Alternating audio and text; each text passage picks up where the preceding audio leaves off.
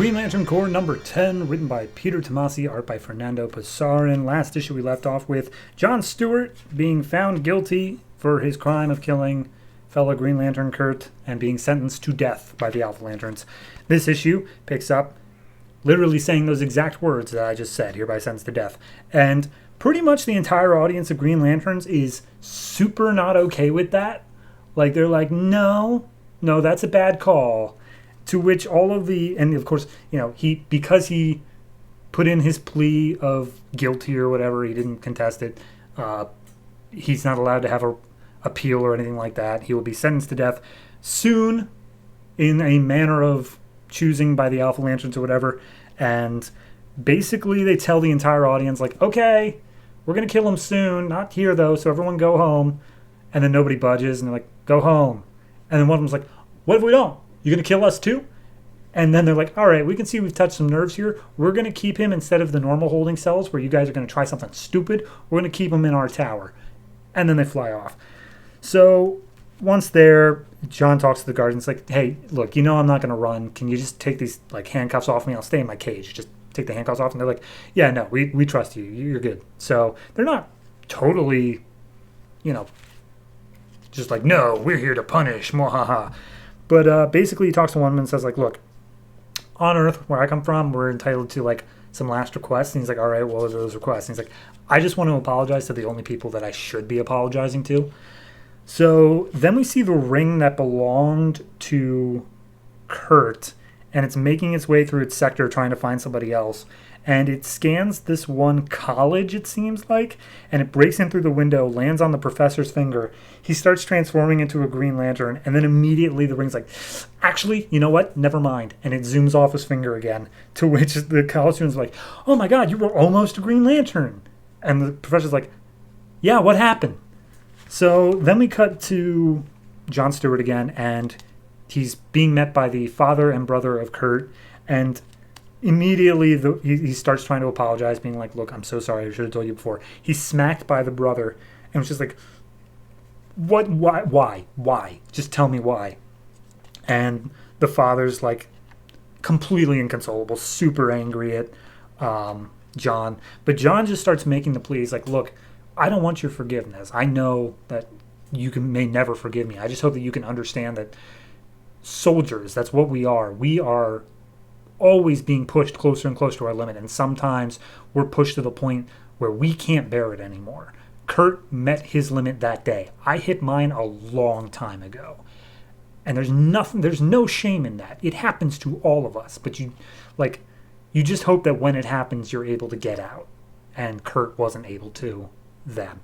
So the father walks away. He's never going to forgive, but the brother steps up and he's like, I know my brother wouldn't want people to die because of him, and I do forgive you, but I just miss my brother. And he walks off sadly. So then we get the Guardians meeting up with the Alpha Lanterns, and Guy's also there. And the Alpha Lanterns are basically like, do you not like our verdict either? And they're like, no, we don't like your verdict. We think it was a stupid verdict, and you shouldn't have been doing that. And the Alpha Lanterns are like, you gonna overrule our verdict and completely throw our entire system in the trash? And like, no, we believe in the system. We just want you to know that we don't like your verdict, but you are going to go ahead and go through with whatever it is. But you should be keeping in mind emotional impact. And they're like, I thought that you make all your decisions without emotions. And like, we do, but we still know that other people feel them, and you're going to cause a lot of chaos with this. But we know you made it based off rule of law or whatever. Guy, why are you just standing over there? And Guy's like, oh, I'm sorry, do you want me to get angry? I'm not. I'm going to keep my cool here. You guys know this is a load of crap, so what am I even bothering? So anyway, the Alpha Lanterns and stuff, and they're like, all right, whatever. So we came here for how we're going to kill him. We think that the Guardians should be able to, like, just painlessly do it the way they have before. And it's like, no, the Guardians aren't going to do that. I'm like, okay, well, then we can make a firing squad of Lanterns chosen by lottery, to which immediately Guy's like, no, that's not going to happen. And then they say, like, well, we could hire somebody from off-planet to kill him.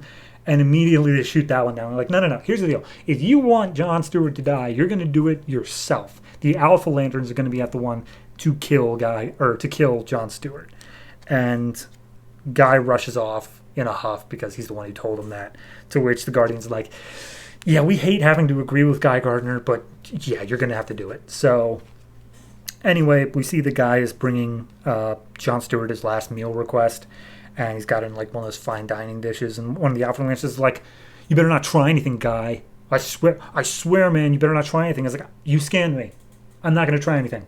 I'm bringing him my friend his final lunch." And he brings him up to him. So makes a table out of Green Lantern construct, and Jon Stewart is immediately just like waxing philosophically of like, "Oh, we all have our own time, and I'm just doing what I feel is right." And Guy's like, "Dude, shut up. You know we're gonna figure out a way out of this. We need to bide our time for whatever."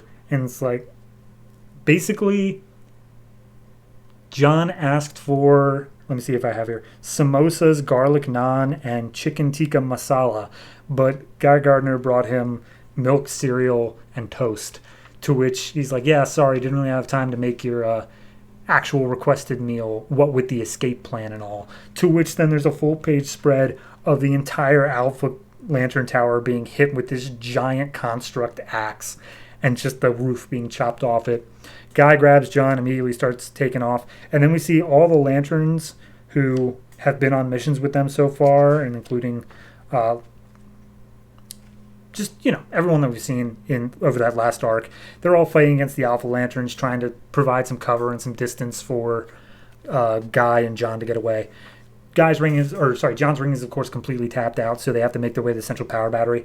And John's like, "No, I'm not going to, I've accepted my fate." To which Guy Gardner knocks John out, puts his ring in the battery against his will, grabs him again, and they both take off somewhere. But then we meet back up with the Alpha Lanterns and the rest of the Corps that's fighting them. And basically the Alpha Lanterns call on some super special power they have to shut down all of the attacking member of the Corps' rings. And that's where we leave off. Okay, so I like the bit where John is saying, "Hey, I'm sorry," to Kurt's family.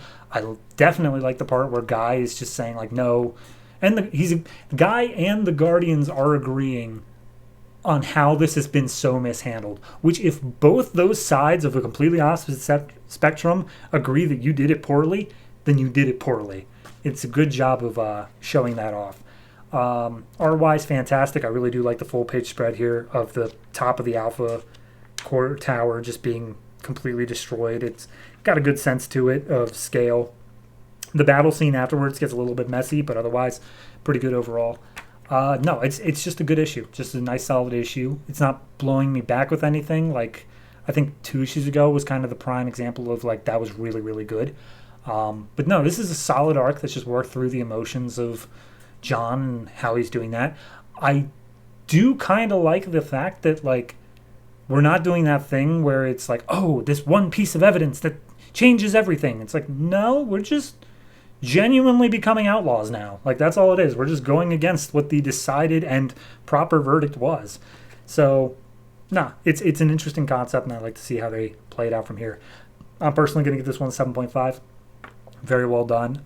Just not quite as super amazing as prior issues have been. I wouldn't even say the prior issue, but definitely the one before that. So it's good. That's all I really have to say on this. It's just good.